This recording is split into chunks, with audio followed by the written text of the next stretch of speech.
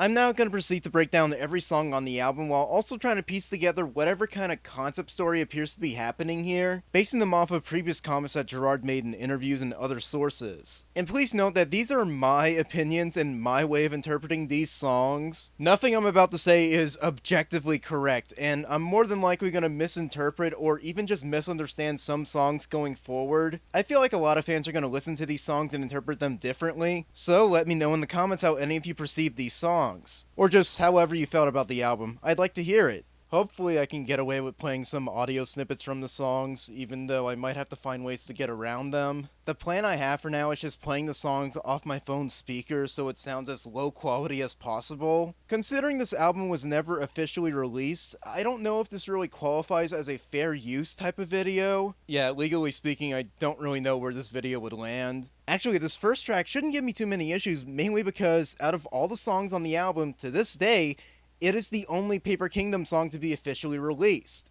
So fake your death, or it's your blame. That's right, just like how it was on MCR's Greatest Hits May Death Never Stop You album, Fake Your Death is the opening song on the Paper Kingdom. And to this day, it's technically the last MCR song to have a music video. The video for it was basically a trailer for the Greatest Hits album, showing a montage of the band throughout the years. I honestly wouldn't put this in my top 5 or 10 MCR videos, but considering its place on May Death Never Stop You, it's good for what it is. But when it comes to the original Paper Kingdom version of this song, according to the original metadata, the first version of this song was made on July 12, 2012, and Gerard later revealed on Twitter that he actually wrote the song on June 11th, during the 2012 Stanley Cup Final. The version of this song on the test sequence is basically the exact same track. The mixing is a bit rough, but apart from that, the lyrics and vocals are mostly unchanged. The outro for the song is way different, which I'll highlight later, but basically, if you heard the song back in 2014, then you obviously know what to expect here. In a way, this rougher sounding version of the song almost comes off like a demo. I mean, I guess every song on this album technically qualifies as demos, but it's especially the case for Fake Your Death, considering it did get a finalized release. But if you're the type of fan who prefers the rougher sound of these demos compared to MCR's final releases, then I think you'd really like this version of the song, and I'd recommend looking it up. Some people hope, some people pay, but why we have to stay? 'Cause even here, we're scared of blues, or any misery you choose. It's a nice soft opener for the record, though I'm not entirely sure how to pinpoint it based off Gerard's original concept / premise. It's called Fake Your Death, so you'd assume it's maybe about someone or multiple people faking their deaths. But the perspective that Gerard is singing from appears to be from a person who's recounting their experiences with someone else that they were close to. And when trying to look at this as an introduction to the parent support group storyline, maybe it's meant to be the parents creating that false reality for their children, treating all the deaths of their kids as a fake thing that happened. That way they could still live to have all these experiences they're singing about. And the clapping sounds that you hear throughout the song, I like to hear this as the support group coming together to make this false reality. That's really the best way I can put it when trying to link it to the original concept, but trust me, as the songs keep going on, it's just gonna get messier and messier. I choose defeat, I walk away, and leave this place the same today. Some like to sleep, we like to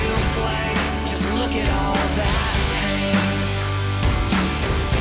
So, Fake Your Death is a pretty damn good song. I like how it starts off with a soft piano intro, and then it slowly goes into the rest of the band playing their instruments. Structurally, I think it's very beautiful as an opening, and I also like how it was chosen as the first track for May Death Never Stop You. It's quite fitting.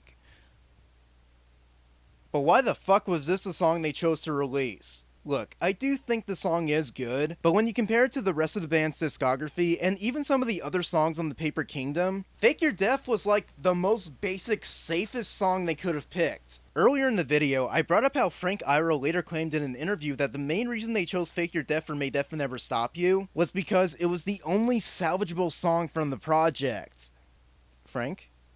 With all due respect, what the fuck are you talking about? I've heard some fans theorize that the only reason Frank said that in the interview was because he just wanted people to shut up about asking about the Paper Kingdom, which is kind of funny, though it does make a bit of sense because I would imagine, especially after the breakup, it was likely a very sensitive topic that he just didn't feel too comfortable with constantly revisiting, especially for a scrap record that just didn't play out very well for everyone working on it. Plus, Frank has just had this notorious history with just constantly saying things just to get people to shut up. Like, you guys remember, oh, My Chemical Romance doesn't have anything planned soon, and then BAM! Long Live Tour gets announced, you bitch! You don't think we've gotten used to this game you keep playing with us, Frank? Who the fuck do you think you're messing with, you motherfucker? Actually, the best description I could find about this song came from Gerard in a 2014 Twitter post talking about it. He didn't really bring up the concept story of the project, but spoke more about how when he first heard a completed version of this song, he realized that he had written Fake Your Death essentially as a eulogy for the band. He found the meaning of the song to be honest and self-aware for the band to create something like this, almost entirely by accident by the way he's describing it here. And I think that perfectly highlights the good aspects about this song. Completely separated from the album, it makes perfect sense why they chose to release this back in 2014. It was basically the end of MCR, so they might as well give fans one last piece of them being completely honest about their current state at the time. As Gerard himself put it, ending felt like something honest, and honest always feels like something new. Such a way with words. But in terms of the different versions of this song, I already brought up the rougher demo-sounding mixing of the test sequence when compared to the Greatest Hits release, but in the MCR Mega Leak, there is a completely isolated version of this early version of the song. At the very end, the piano goes on for like a few more notes, and Gerard repeats part of the main chorus one more time. Just look at all that. But when it comes to how the test sequence version transitions into the next song, it actually has a more extended outro. When people were trying to upload the test sequence to YouTube, one of the Content ID claims identified this part of the song as orchestral tuning, which freaked out fans even more. And that's kind of what this outro sounds like an entire orchestra is just tuning their instruments all at once, getting prepared to put on one hell of a show. Considering uploads of this part of the song keep getting blocked, I don't know if I could play part of it here, but to try giving a good comparison of what this sounds like, basically imagine you just finished listening to Fake Your Death, and then it's immediately followed by the PS3 startup music.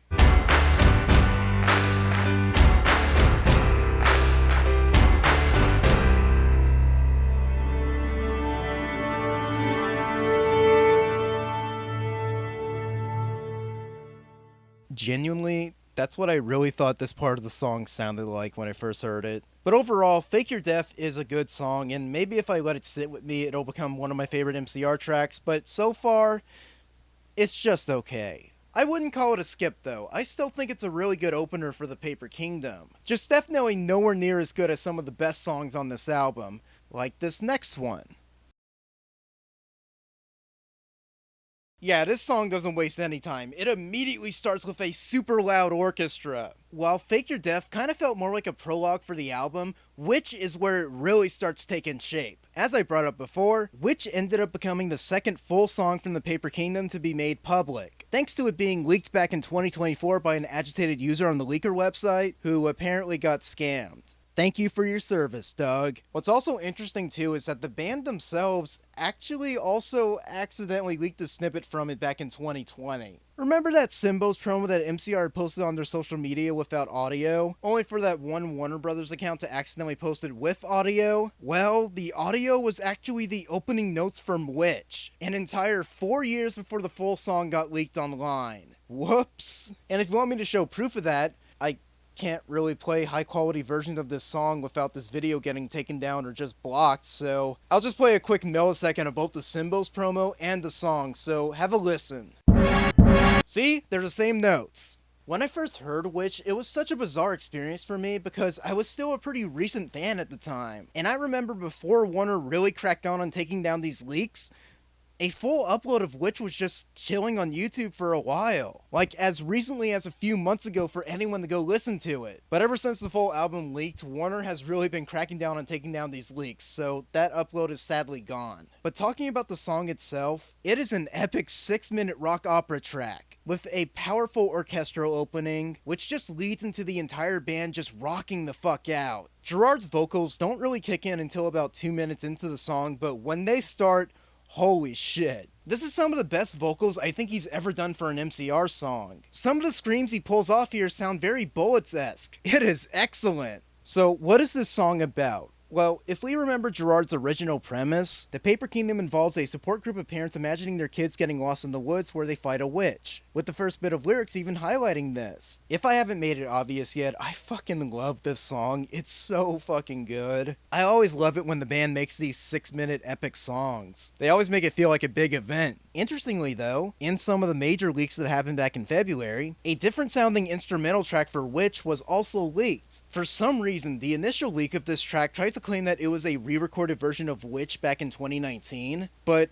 it literally sounds worse than the two main versions that we already had. The mixing isn't as polished, the orchestra sounds very mid-eye and shitty, and it just made zero sense to people like me that this was a re-recorded version of the song. That's because this instrumental version of Witch is not from 2019. When tracking down the original metadata for this track, it actually dates this song back to June 29th, 2012, before the two main versions got made, and it's also the earliest recorded date from the metadata included on these leaked songs. Yeah, this instrumental version of Witch is actually a demo, not a re-recording, which made me so relieved. Which also really helped explain to me why that version sounded way less polished and just worse in comparison.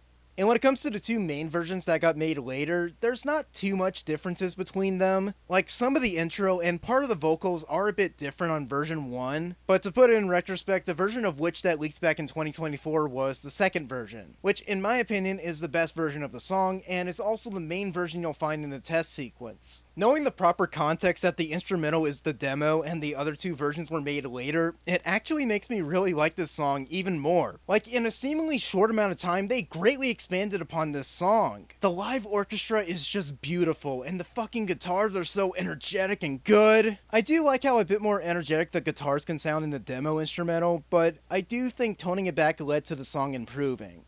So yeah, I just wanted to clear up that misinformation because it's kind of annoying that this demo instrumental is being seen as the 2019 version when the original metadata for the song say otherwise. But overall, Witch is a great song, it's one of my favorites, and I love it so much. Just go check it out, it is a fantastic song. The next song after Witch is another really rockin' one that I honestly think is a god tier MCR song, and I really hope they officially release it at some point. Technically, it's two songs, with the first 40 seconds or so being a little intro that's been identified as Stars Align. Yeah, when people have tried uploading the songs on YouTube, they would get blocked by Warner, but because of that they had Content ID claims put on them, which actually helped us identify some of the songs, which is how this little part of the album came to be known as Stars Align. And like I said, it lasts about 40 seconds, and it's actually a really beautiful start for the song. And the moment the Stars Align intro goes by, we get to the main part of the song. Bike Thief. Why is it called Bike Thief? I don't know, but it fucking rocks! And weirdly enough, Bike Thief is the only song in the source files where it has the word demo attached to it, even though version 3, which I'm pretty sure Test Sequence 3 uses, very much sounds like a finished track. Even the Content ID claim just calls it Bike Thief, though I have heard some claims from people that they've actually gotten Content IDs that call it Stars Align / Bike Thief. Whatever the title of this song is referring to, it's pretty clear that the song is about an individual who's almost seemingly getting rejected by their own family. Is this supposed to be one of the kids that went missing? Like, did something really specific end up happening to them? Did they run away from home after stealing a bike? It's not really clear. While I already like Gerard's singing so far on Witch, his vocals during Bike Thief are just incredible. Not only do Gerard's vocals and the entire instrumentation and just everything about the song makes it one of the best on the Paper Kingdom, but I actually like the lyrics on this song way more than I did on Witch, and it's probably because this seems like a bit more of a personal song for Gerard. A lot of fans who've listened to Bike Thief have noticed that it carries a lot of transgender coding in its writing. Multiple parts of the song center around an argument that the main character seems to be having with their parental figure, who berates them multiple times by saying stuff like, "But you are not my son," and "That girl is not my son." It's honestly heartbreaking to listen to, and Gerard's emotional performance really sells it.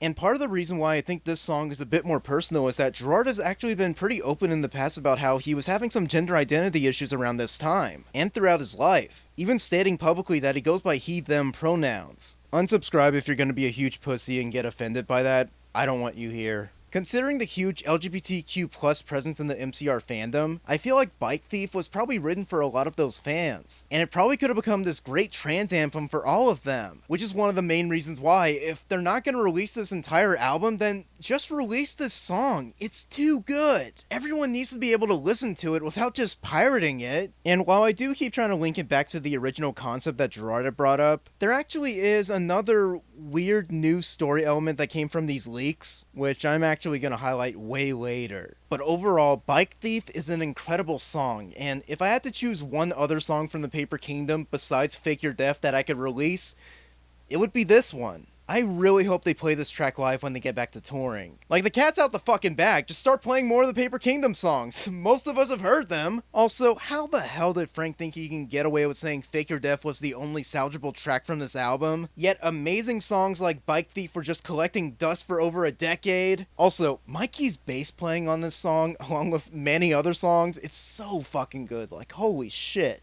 I will just never forgive this band for just locking away this song from the rest of us for no reason. Same goes for the next song. That helmet was uncomfortable as shit, by the way. So when I got all my props for this video, including this fucking doctor's outfit, I tried to get like orange versions of all my other props and whatnot, but I didn't realize till after I got this doctor's outfit, it's like, oh shit, wait, do they have like orange doctor outfits I could wear? But like, I already ordered the outfit. It was whatever. I had to order most of everything off Amazon because, shockingly, it's a little hard to find orange witch hats and even bike helmets in stores. Like, I didn't know that. But anyways, Operation Day. It's not like a super heavy rock track like Bike Thief, but it is still insanely good. From the title, it's obviously about someone going into an operation. Is this for one of the kids? Or is maybe the main character we heard in Bike Thief going to have their transitioning surgery? I don't know which theory is correct, but what I do know is this song is insanely good. Like, way too good to have just not been released. What the fuck, Frank? Yeah, it's a lot more orchestral, there's a lot more piano. Whereas Bike Thief was one of Jared Alexander's best works, Operation Day is one of James Dewey's best works. Like, it is just a beautiful song. And it also kind of hit me personally when I first listened to it, because one of the lyrics of the song goes something like, "We'll both be normal in an hour." And that really stuck with me for a kind of bizarre reason. So back in December, I had to have pretty serious dental surgery because my teeth were kind of horribly rotting after the COVID pandemic. Long story short, brush your teeth. Surgery wasn't cheap. Take care of these things. But when I went and get these crowns put in, they put me under anesthetic, which I don't think I have ever been put under in my entire life, and I'm 28. So I never really had the experience of being put under for surgery before until that day, and it was kind of insane. I'm not joking. The last memory I had before I went under for the surgery was that they put the needle in my hand, they had me sit back in the chair, and then they put a little pillow behind my neck. I closed my eyes and I was told to relax. And then out of nowhere, I just woke up in the car ride home. I wasn't driving, my mom drove me, don't worry. But it was so fucking weird. It was like I experienced a jump cut in real life. It was a bizarre experience. And back in December, they were only able to put the temporary crowns in, so I had to go back a little bit later to get these permanent crowns put in. And I literally experienced the exact same thing when being put under anesthetic. It's so trippy. Like, my teeth were in really horrible condition, and then all of a sudden, they're better. Hey, recording a quick voiceover because past me forgot to mention this, but the main reason why that particular lyric in Operation Day really stuck out to me was because when you're put under anesthetic, not only do you basically black out and wake up some other time, but it could actually take upwards to an hour for your body to get back in shape. So you can't really walk normally, and it's usually advised by doctors that you go lay down until it wears off, which again, usually takes like an hour, just like the song says. We'll both feel normal in an hour.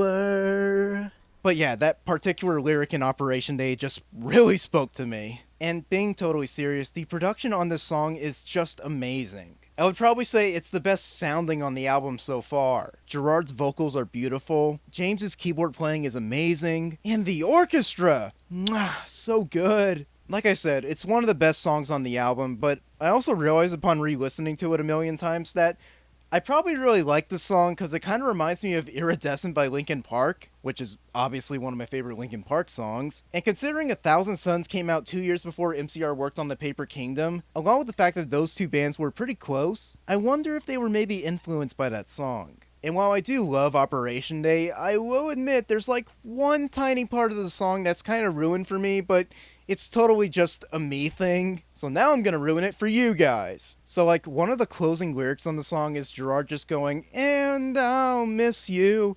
God, I'll miss you more." I don't know why, but it's just the way he sings it, the melody of the song and everything, it just, it reminds me of, "Hey Soul Sister." Yeah, I think it just ruined the song for a few people. But yeah, it's a great song. It's another fucking masterpiece by the band, and I really hope they revive this song for their future live shows just like they did for War Beneath the Rain. Because I think this song would sound incredible live. I need to hear them play this shit at least once. It would be so damn cool.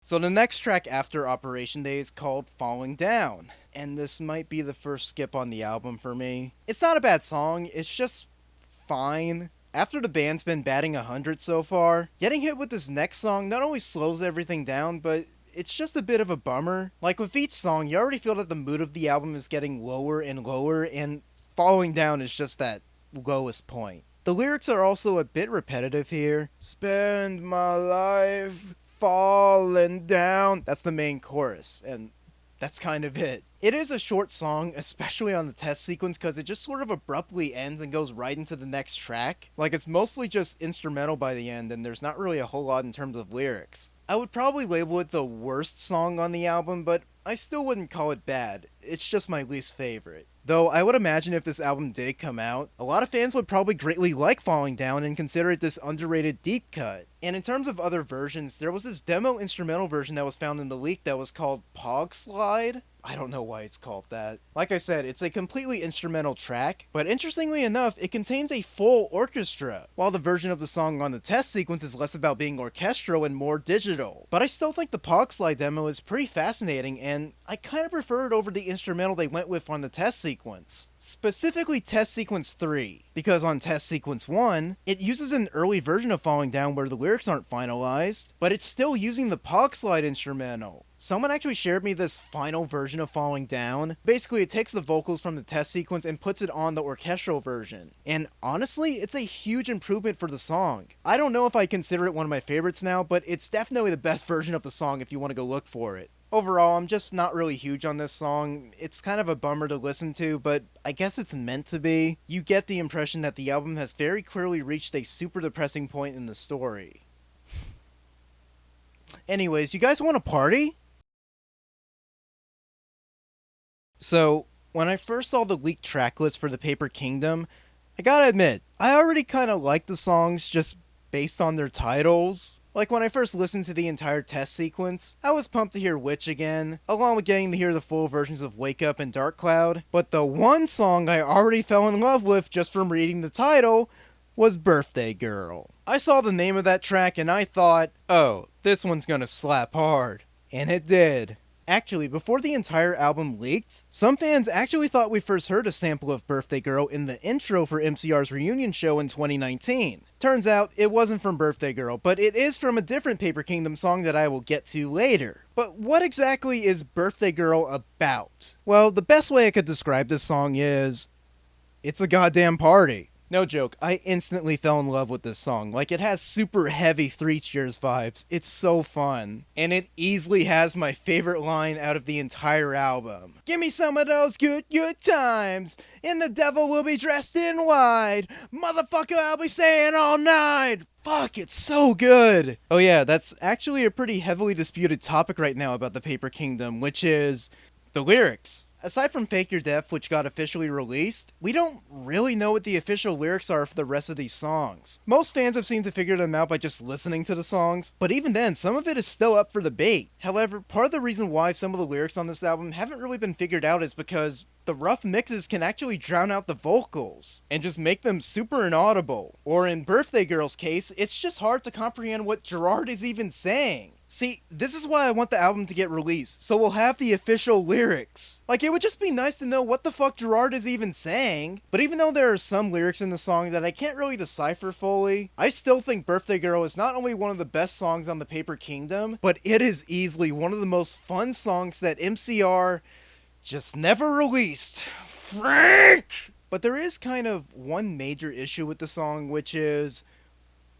where does it fit in the story? Like, I'm sure some fans are going to listen to this album and maybe try to treat it like the Black Parade, where they're like, oh, maybe we should listen to the songs and just assume they're chronologically out of order. Yeah, I get it. You watched Wendigoon's video. You're so fucking cool. Also, it doesn't really work for the Paper Kingdom because most of the songs are already transitioning into each other, which kind of implies that they're already in chronological order, so get the fuck out of here with that shit. I'm gonna assume that this isn't the parental support group just randomly throwing a birthday party out of nowhere. So if it's not about them, then clearly they're just making up a scenario where all their dead children are just throwing a birthday party out of nowhere.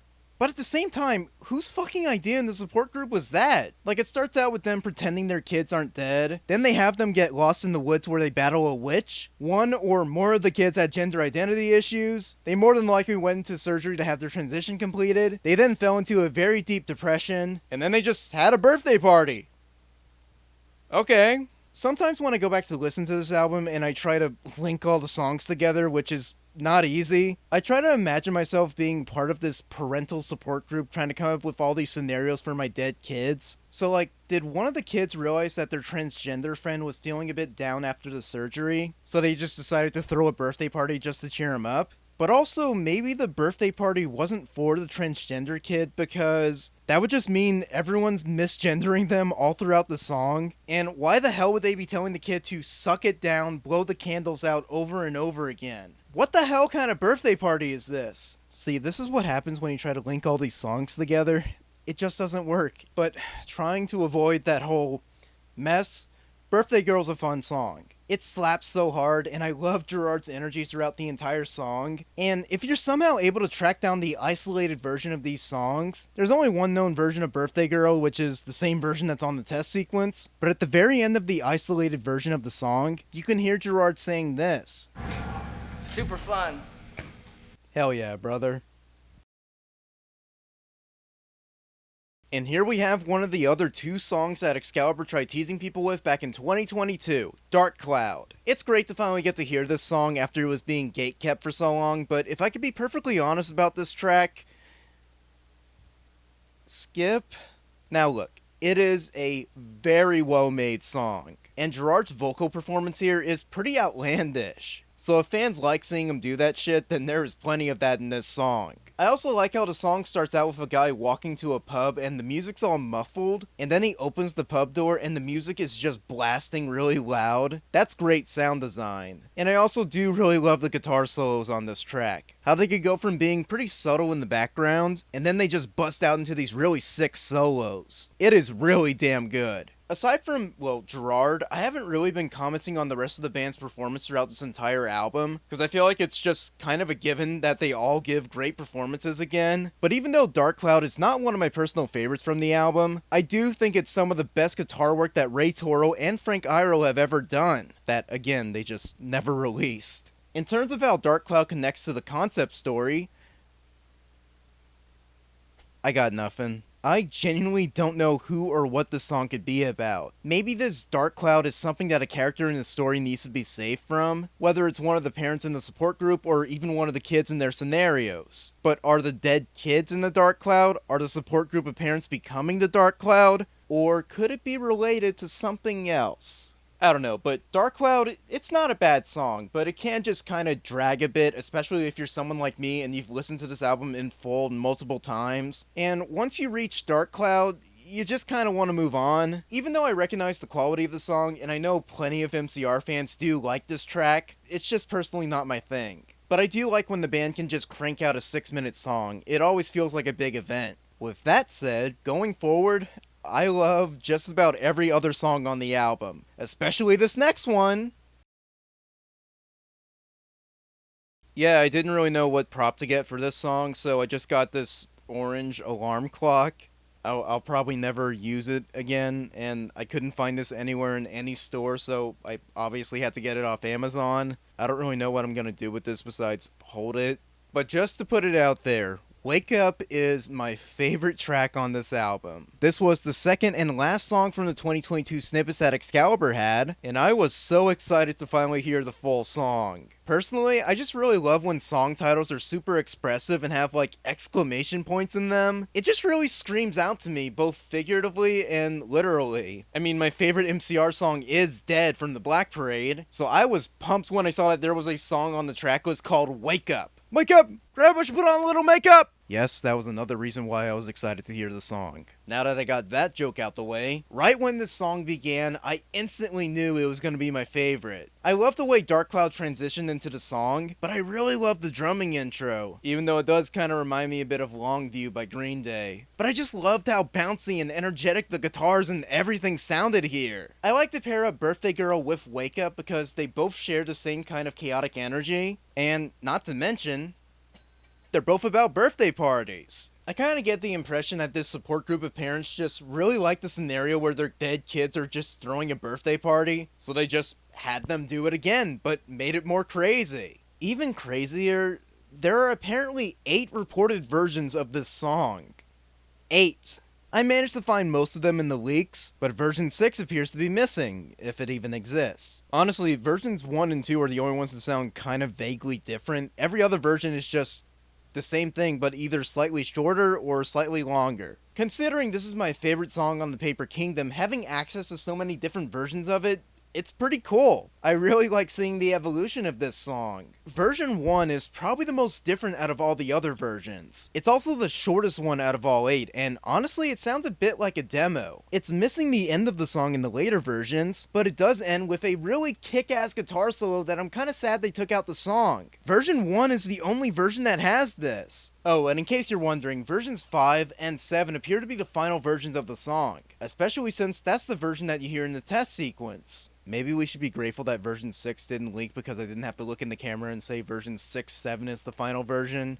When it comes to version 8, it's mostly the same, but the middle breakdown section is cut slightly shorter for some reason. Yeah, I don't really know why that's being labeled as version 8 when it's very clearly not the version they were probably going to go with. Aside from the fact that it has the same chaotic energy as Birthday Girl, this song is my favorite because it also has probably my favorite middle breakdown section of lyrics, which happens during the middle section of the song, and fuck it, I'm just gonna play it.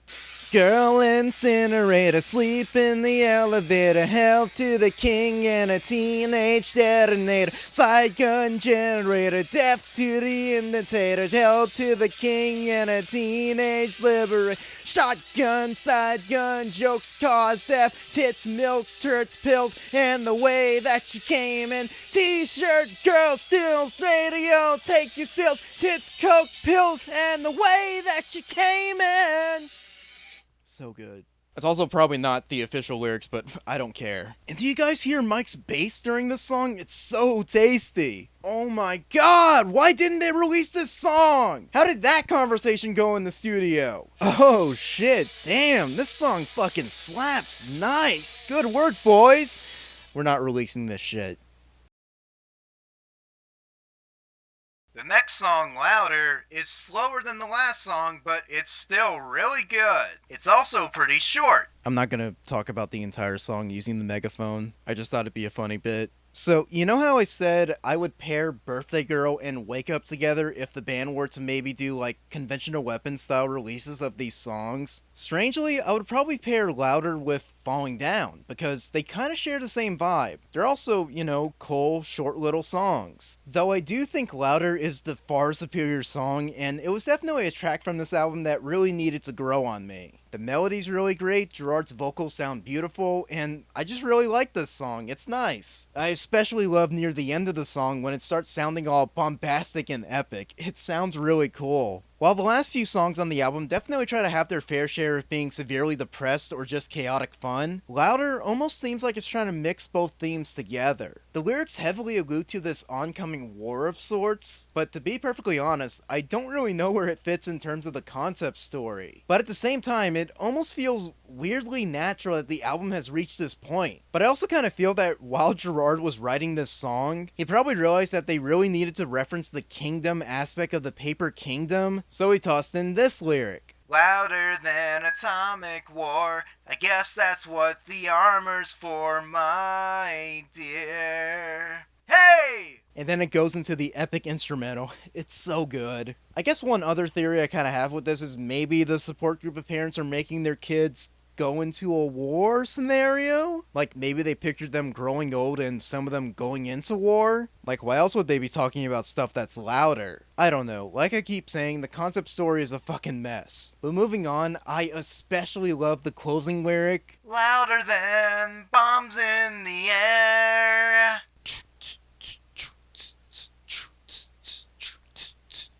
I love it. I just really love it. I have nothing else to say about this song. It's just really good.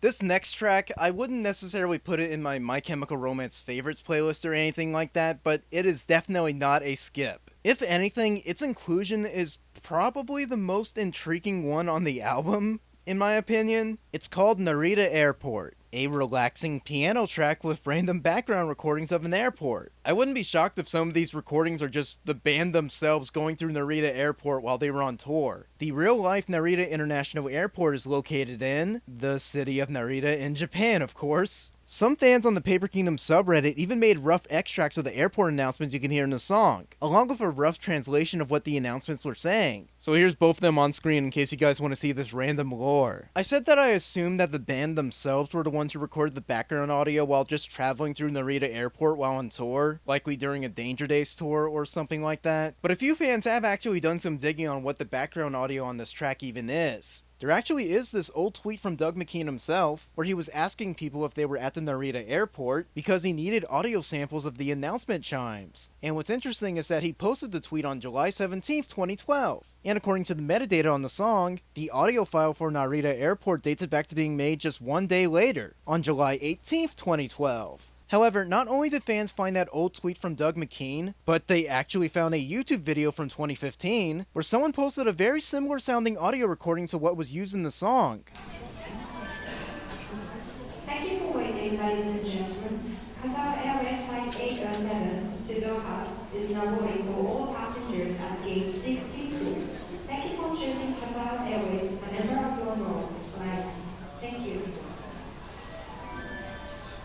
It's pretty insane how dedicated MCR fans can be when finding this crap. In fact, some of you might not know this, but in early 2011, there is footage of James Dewey's actually playing what sounds like an early version of Narita Airport. Special thanks to Jamie and Adrian from the Paper Kingdom Discord server for pointing me to this concert, which took place at the Wembley Arena in London, England, on February 12, 2011. I don't even know how you guys have energy because it's hot and it sounds like they worked you the fuck over.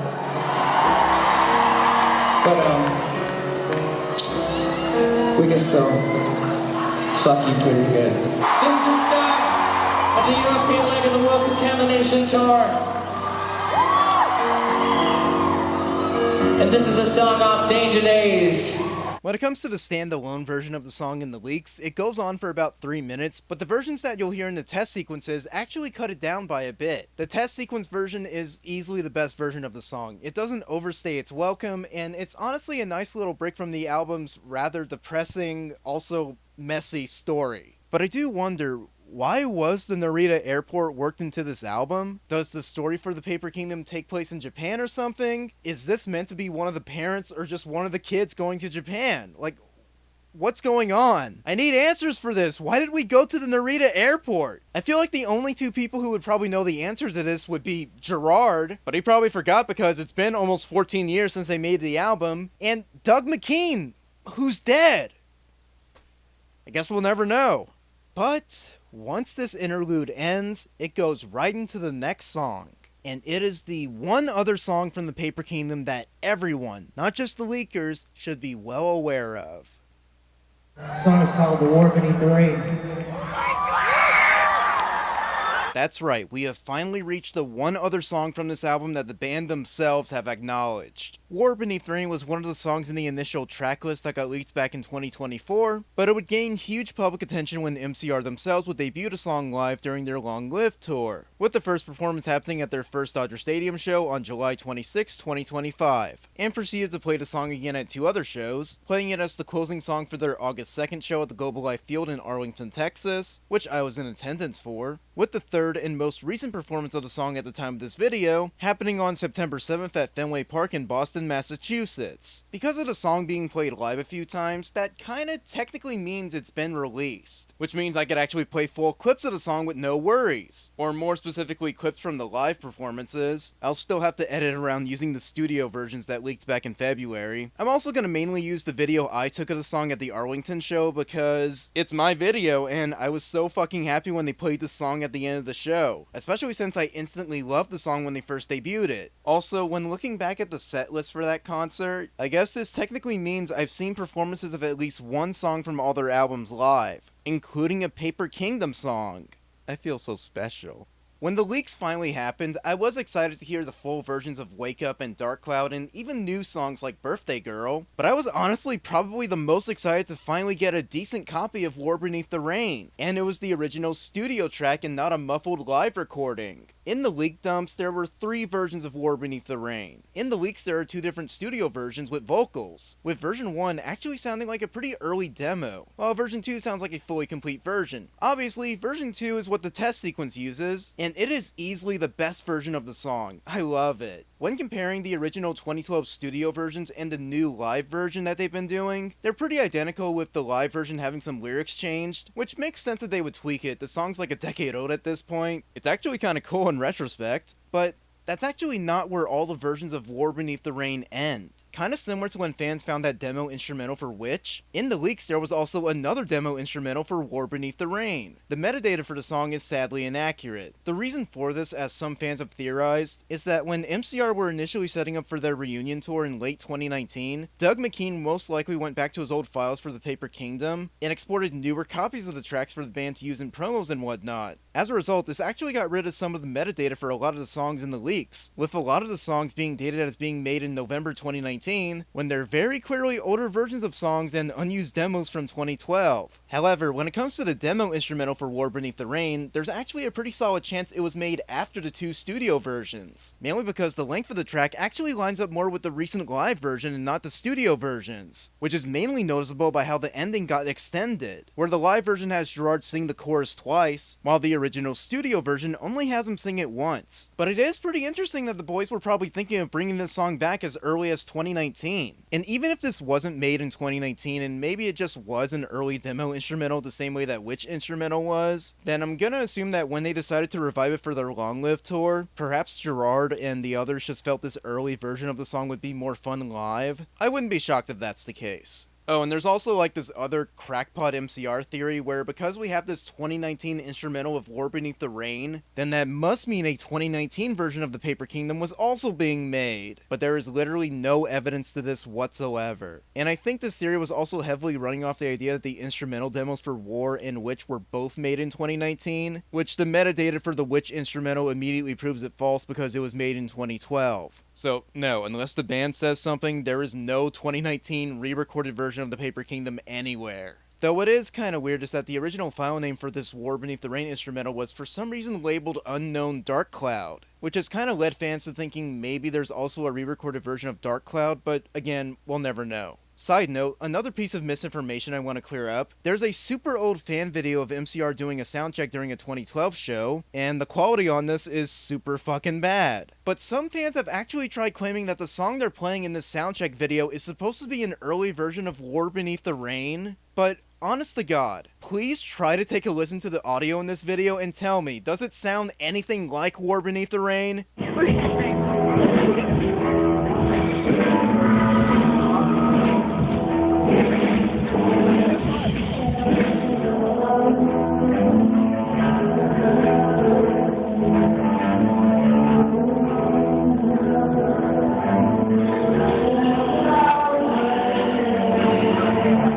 yeah, I'm just gonna go with this isn't true. This could just be some random demo or even just some quick improv jam they're doing. But this is clearly not War Beneath the Rain, and you guys are really stretching if you think it is. Okay, but getting back to War Beneath the Rain, I think this song is a masterpiece, and I'm really happy they played it live because now people have access to go listen to it pretty easily. It's a fantastic track and a very high point for the album, so it makes a lot of sense why the band chose to revive it so recently. Oh yeah, there's also a lyric in War Beneath the Rain that a lot of people have misheard, which goes, "'Cause we don't care about all the birthdays that we've had." But some fans actually misheard the lyric because of the live performances. So if you look up the lyrics for War Beneath the Rain anywhere, you'll probably find it wrongly written as, "and we don't care about all the bad things that we did." That's clearly not the lyrics. Not only in the studio versions does Gerard very clearly say birthdays, but even at all 3 live performances, he still sings "We don't care about all the birthdays that we've had."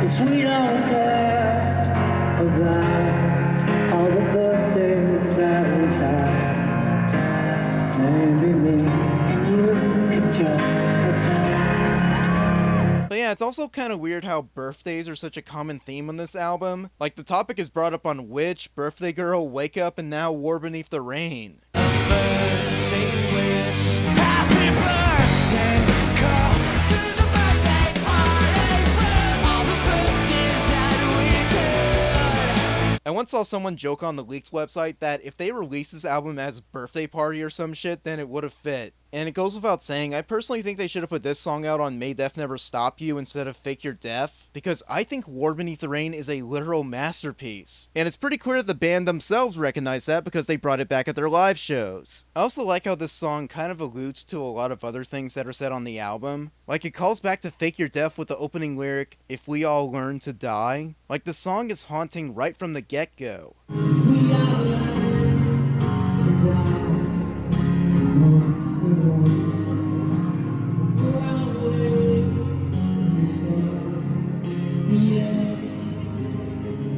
I like to think that at this point in the story, the parental support group are just starting to break down again. They're right back to where they were grieving the loss of all their children. In reality, this is just sadly part of the stages of grief. You can only pretend that you're in a better place for so long until something or someone snaps you back to reality, and you're reminded that these loved ones are just gone. It's not a fact that a lot of people are emotionally ready to face. Not everyone is waiting for the end. So perhaps it's for the best that maybe we can just pretend. So good.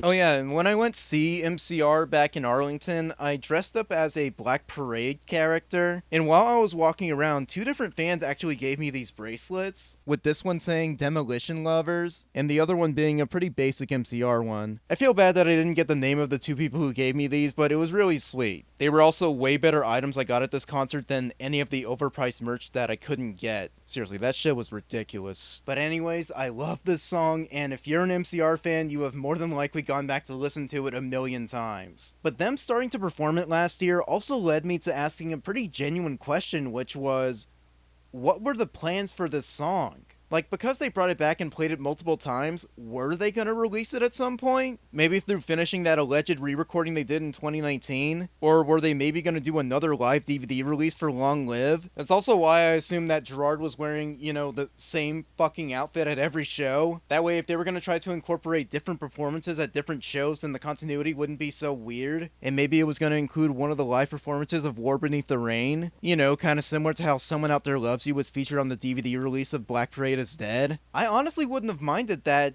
if that was what their plan was. Like, if not a DVD, were they at least gonna do a live single or something like that? This song desperately needs an official release of some kind. It is way too good to just not get one.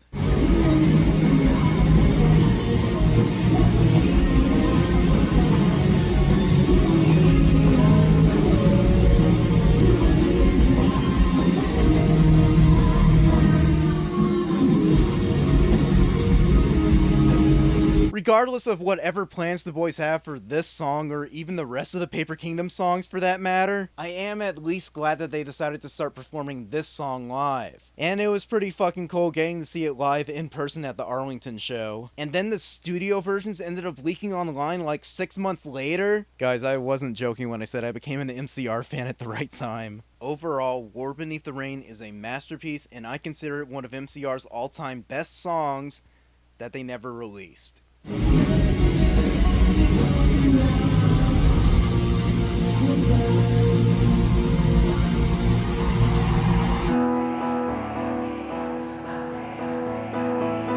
Oh boy, this next song, it's the big one. For me it is. So, my first few casual listens to the Paper Kingdom when it initially leaked just had me listening to the entire thing from front to back over and over again. Usually during car rides to my job or just in my own time because it was technically new MCR music that we never got to hear before. And if you're an MCR fan, you know that new music from the band is unfortunately becoming a huge fucking rarity. So I wanted to listen to their stuff that never saw the light of day as much as possible. Upon re-listening to the album over and over again, a lot of songs that I wasn't too crazy about slowly grew on me, and then I would eventually reach the point where I considered these tracks some of my most favorite MCR songs of all time. And this song is one of them. While Wake Up is my personal favorite, and I know it just glazed the hell out of how amazing War Beneath the Rain is, Paper Swords, in my opinion, is the best song on the entire album. But it's kind of infuriating in a lot of ways. First off, I can barely get away with playing samples of it or else this video is going to be taken down or blocked. But also, this song is so epic and good. It's another masterpiece from the band, and it immediately follows another song that I also considered a masterpiece. Just from the title and even the length of the track alone, you can tell that Paper Swords is meant to be the penultimate song of the record. It feels like this great high point that the entire album has built up to. And it delivers so perfectly. I love this song. It needs to be released. And I am sure the band are also aware of how much of a masterpiece this song is because they were literally sampling it as far back as their 2020 teasers for the reunion tour, just before the pandemic shut everything down. Like, remember that chanting you heard at the end of both An Offering and The Summoning? The chanting came from Paper Swords!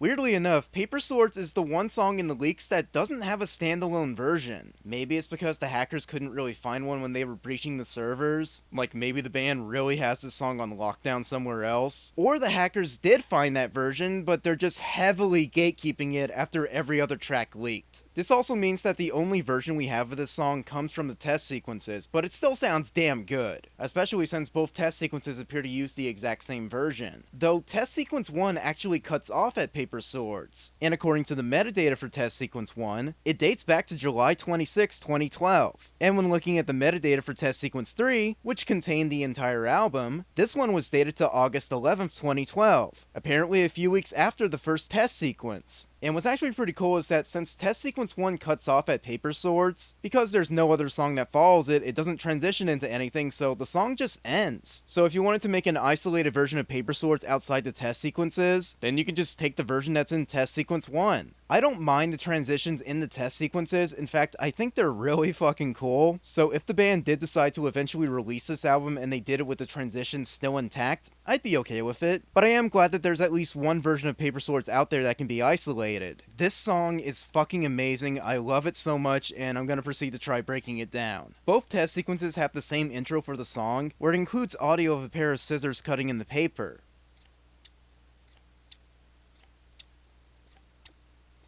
It's simple, but I love it. Then the piano comes in, Gerard starts singing, and he begins singing about wishes, a paper sky, bridges made of ice. Ugh, so good. One bit of lyrics that Gerard repeats at multiple parts of the song are "You Never Know," which I'm pretty sure is a callback to Bike Thief, since the repeating lyric in that song went something like, "You never know, you know the truth." Just like my pairings with Falling Down and Louder and Birthday Girl and Wake Up, I would actually pair Paper Swords with Bike Thief. It just seems to make the most sense. It was like Bike Thief was setting up all these themes and aspects, and Paper Swords is the brilliant payoff. It's so perfect. But would that also mean that Paper Swords is centered around the same transgender character from Bike Thief? Not just with the "You'll Never Know" lyrics, but there's also other parts where Gerard says, "You'll never make me pay," and "just walk away." There even seems to be a bit of a callback to Falling Down, because the character later falls and he begs not to be caught. They don't want to be saved, just let them fall. This song just takes you on a really emotional ride in the first half, and after the character begs to just let them fall, Gerard repeats the lyrics "You'll never know" over and over again, and then another voice comes in, and this one starts singing a very familiar chant. I say, IKEA, I say,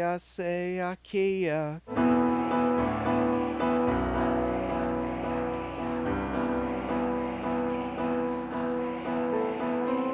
I don't actually know what this chant is saying, or if it was ever officially transcribed anywhere. I'm mainly just going off of what fans have speculated it to be saying. At first, I originally thought it was literally saying, I see your key eye, I see your key eye, which I know makes no sense, but that's just what my ears heard, okay? I even saw one person on the subreddit joke that it was actually saying, I see IKEA, I see IKEA, which is pretty funny. But jokes aside, the chanting eventually leads into what is probably the most epic part of this entire album. The full band kicks in, and Gerard's singing has so much more power to it. Singing about the kisses, paper skies, wishes again. Just an amazing reprise of the opening lyrics. Some of the best lyrics happen during this part of the song, and it's also like super emo sounding, but it's My Chemical Romance. You'll never know just what it means to live a lie, and now I'm never gonna try. We'll never get to fly, we'll never die. You'll never know just how it feels to die inside. So burn the castle in the sky, my kingdom for a lie. We'll never die. Who am I? I really needed this album when it leaked at the time. Like, you guys have no idea. And I'm sure there are other MCR fans out there who also felt the exact same way. This song just spoke to me, and just like the rest of the album, it just really got me past a lot of bullshit that was going on in my life at the time. Paper Swords it's a masterpiece. I don't know what else to say about it. I will never forgive this band for just never releasing this song and letting it collect dust in Doug's hard drive for like 14 fucking years. Like, I get not releasing the entire album because it's still a mess despite how good I think the songs are, but considering they released Fake Your Death and even performed War Beneath the Rain a few times, why hasn't Paper Swords gotten the same treatment? Like, what the hell were they thinking scrapping this? I made a fucking extra large paper hat just so I can talk about the song in the video! Like, okay, to be fair, at the time, they were burnt out to shit. They needed to break up this band, otherwise this album was very likely gonna destroy them. But this song holds up so well. What the fuck? So many of the songs here just aged perfectly well. That was not a reference. If you know, you know. If you don't, you'll know later. What's even crazier is that not only was the I say IKEA chant sampled in their promo videos, but the ending transition from Paper Swords was also sampled during the intro to their 2019 reunion show. During that concert's intro mashup, you can hear audio of a little kid singing Happy Birthday.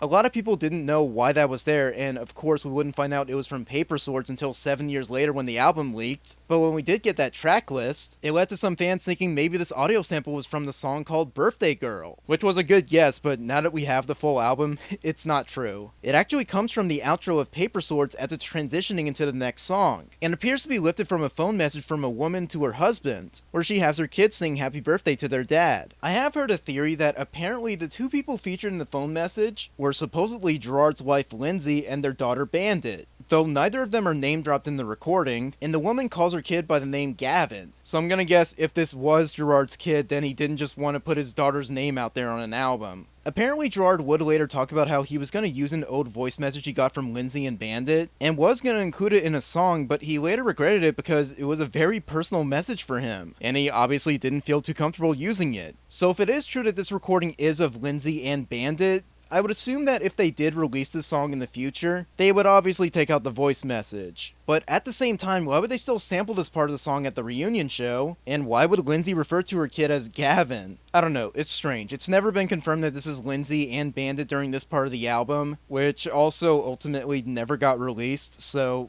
it doesn't really matter. But when looking at the lore of the Paper Kingdom, just why exactly does Paper Swords end with this random voice message from a wife and kid? Is this like an old voice message from one of the parents in the support group with their now deceased kid, as this old and sadly now creepy voice recording of them singing happy birthday to their dad? But why the sudden focus on this random dad?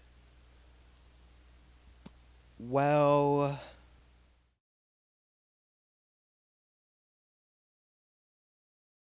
so before I dive into this next song, I'm just going to put it out there.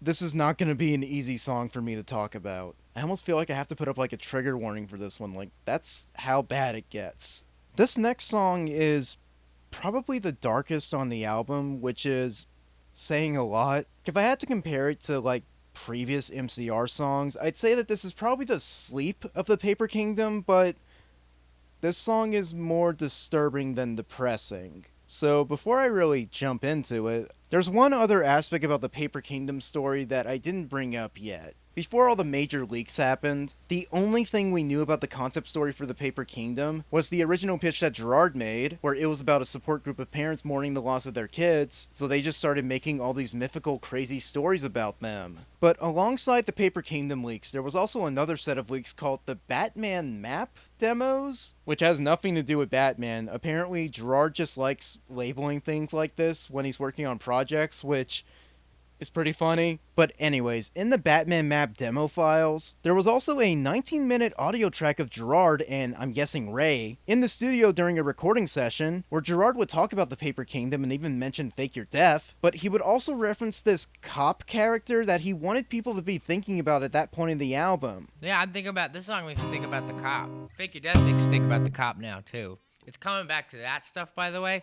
Yeah, there's this random cop character in the Paper Kingdom that, to my knowledge, was never brought up in the interviews. So who exactly is this cop character, and what's his relation to the story? Is the cop one of the grieving parents? Is he helping investigate what happened to the children? And getting a bit more dark, was the voice message at the end of Paper Swords supposed to be for the cop? So that was a recording of his wife, and I'm assuming his now dead kid?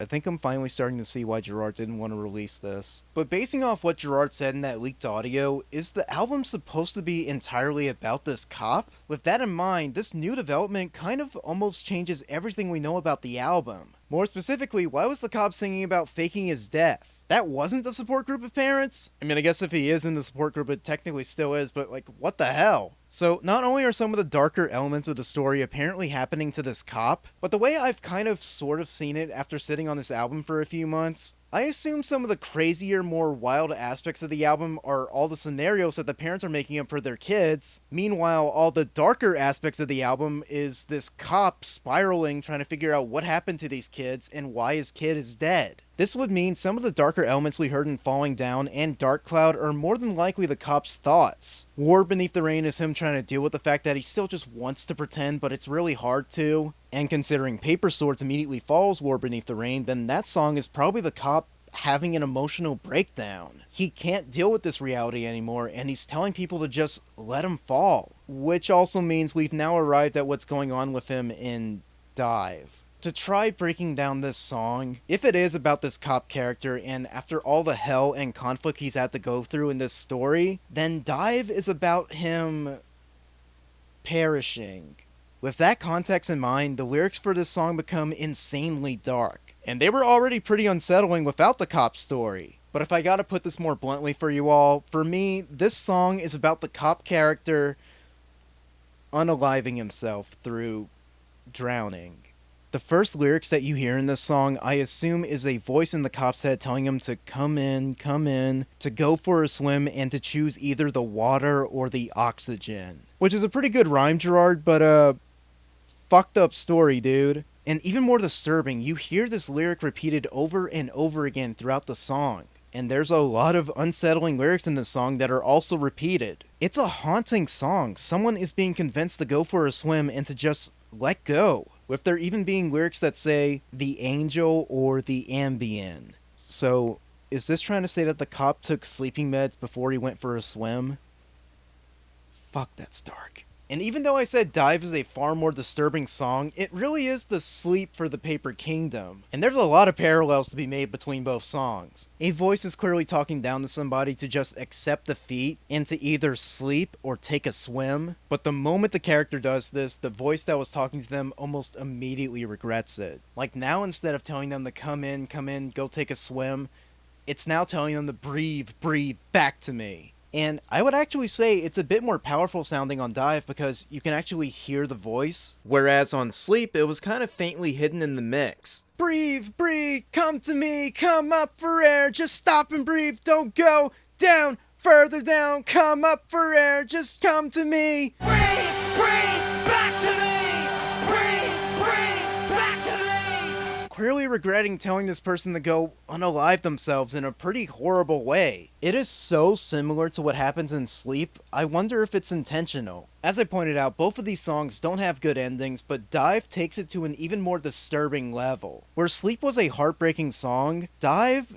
is just depressing. With the context of the cop character, and especially that voice message at the end of Paper Swords, it just leads to Dive becoming a very disturbing song. I do once again want to state this is how I'm interpreting these songs, so I'm more than likely getting it wrong. A lot of fans are going to interpret these songs in different ways, and I've even seen a few posts trying to break down the lyrics to Dive on their own, and their theories aren't really any lighter. Like, they all have the same basic idea, like drowning, death. I've even heard one theory that the lyrics are probably alluding to child molestation.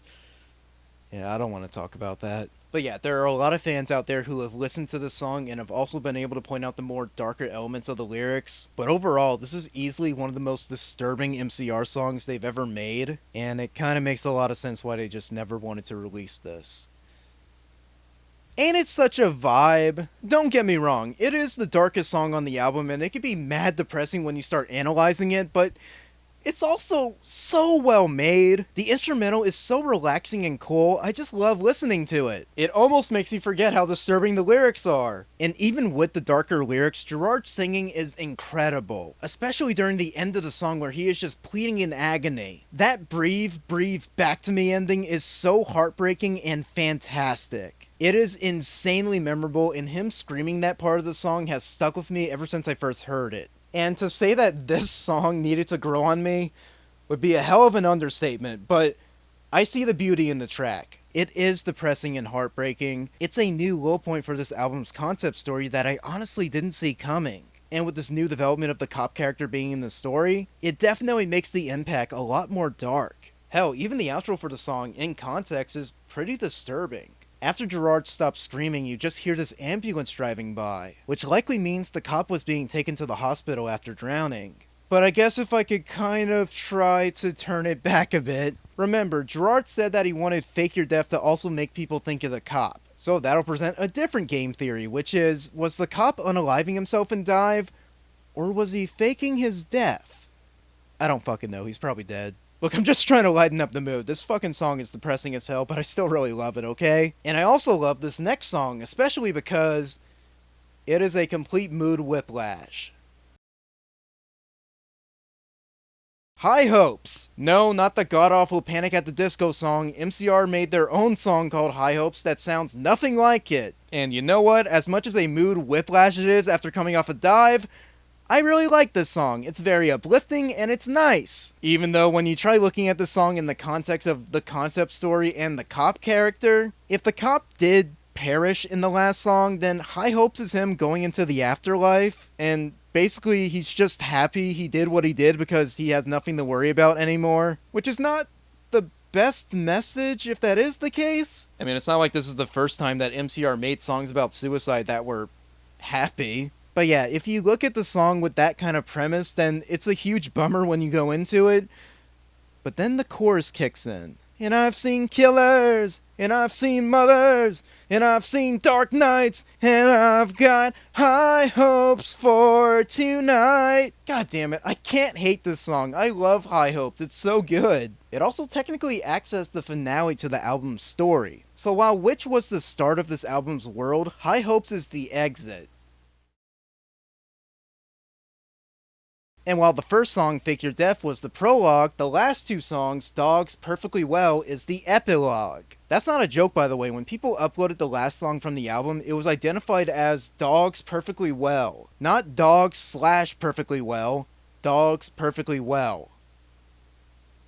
I don't get it. But it's basically two songs, Dogs and Perfectly Well. And the beginning of Dogs actually begins with this piano organ that you usually hear at church. And if we're still trying to follow the cop story and him not having a very good ending, then this kind of sort of implies that we're at his funeral. But it doesn't really last very long because after like 20 seconds of church music, we go into a goddamn rave. Dogs is kind of a cool, funky digital song. And since it's the end of the album, the lyrics say stuff like, it's time to go, it's time for bed. They're very repetitive, but I think it fits for the song. The one interesting thing about Dogs is that there's a few early versions of the song, and one of them was labeled Dogs with Dialogue. That's what it was called in the Mega Leak, but apparently the original file name was Fugue Yourself into Dogs with Adult Dialogue. What? So it's not confirmed what this version of Dogs was going to be used for, but there are plenty of theories. This version of the song lasts like 6 minutes and it features a female voice talking over the intro and other parts of the song. Also, when people tried uploading Dogs with Dialogue to YouTube, it was later identified by the content ID as Empty Churches. So, the audio of the woman talking is actually ripped from the 2012 audiobook version of Ender's Game, which is very fascinating if this lines up with certain events. So, Ender's Game was this popular sci-fi novel from 1985 written by some homophobe, but it would later get a film adaptation in 2013 starring Asa Butterfield and Harrison Ford.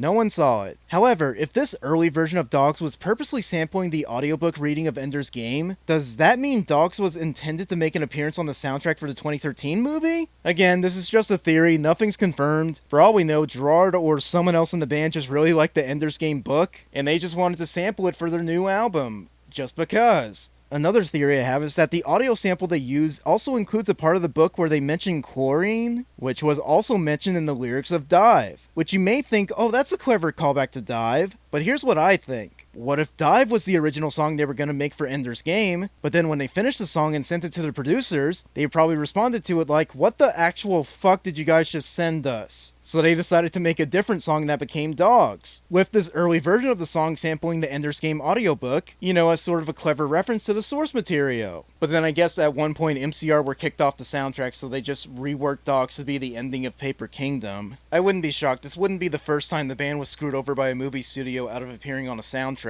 Just look what happened to Sister to Sleep. But when it comes to the Paper Kingdom version of the song, it's a pretty decent closure. It has this grand orchestral soundtrack that sounds really cool, and even includes a reprise of Witch, really bringing everything full circle. It's just epic. It's a great final song. Also, remember when MCR were being super cryptic when they were announcing their Long Live tour in 2025, which led to them posting this random picture of a dog with the caption, "Good boy."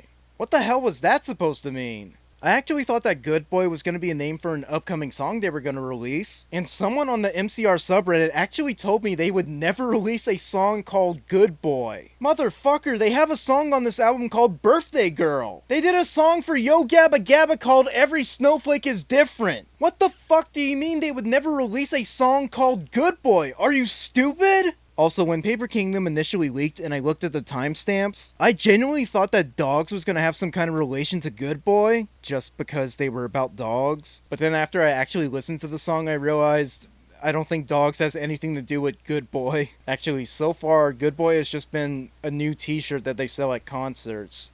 Stupid dog. But while I do like Dogs, I actually prefer the second half of the song perfectly well. It's a quiet 2-minute piano piece that kind of seems reminiscent to Cancer from the Black Parade, but this one's just entirely James on keyboard and Gerard singing. I really like this song. It's very simple, but it's a pretty way to end the album. Though when looking at the Content ID claim, it does make me wonder, if they ever do release these demos, are Dogs and Perfectly Well just going to be one track? I wouldn't mind, but I would honestly prefer if they were split, especially since I greatly prefer Perfectly Well over Dogs. That said, if they do just release this as a full 6-minute track, I won't be annoyed. And that's basically the end of the Paper Kingdom. Anyways, remember what the next song after Sleep is? Oh!